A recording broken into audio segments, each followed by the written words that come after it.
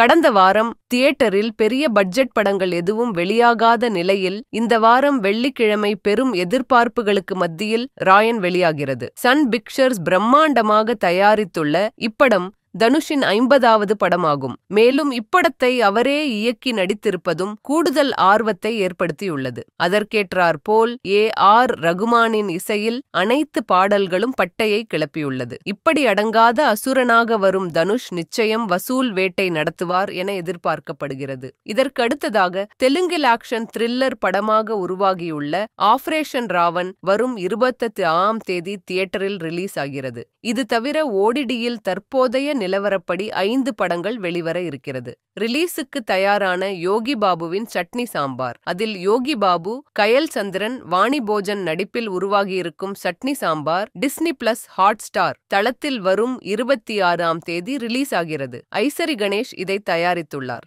இதை அடுத்து சோனியா அகர்வால் நடிப்பில் கடந்த 2022ஆம் ஆண்டு வெளியான கிராண்ட்மா வரும் 23ஆம் தேதி ஆகா தமிழ் தளத்தில் வெளியாகிறது. அதேபோல் பையாஜி என்ற ஹிந்தி படம் ஜீமை தளத்தில் ஜூலை 26 வெளியாகிறது. மேலும் யுகேந்திரன் நடிப்பில் வெளியான காள் ஆகா தமிழ் தளத்தில் 23ஆம் தேதி வெளியாகிறது. இதை அடுத்து திகில் கலந்த ஹிந்தி படமான பிளடி இஷ்க் வரும் 26ஆம் தேதி டிஸ்னி பிளஸ் ஹாட்ஸ்டார் தளத்தில் வெளியாகிறது. இப்படியாக மேற்கண்ட படங்கள் இந்த வாரம் வெளியாகி ரசிகர்களை மகிழ்விக்க இருக்கிறது. அதில் ராயன் படத்தில் தனுஷின் கதாபாத்திரம் ராவணனை பிரதிபலிப்பது போல் இருக்கும் என்ற தகவலும் கசிந்து படத்தின் மீதான எதிர்பார்ப்பை தூண்டியிருக்கிறது.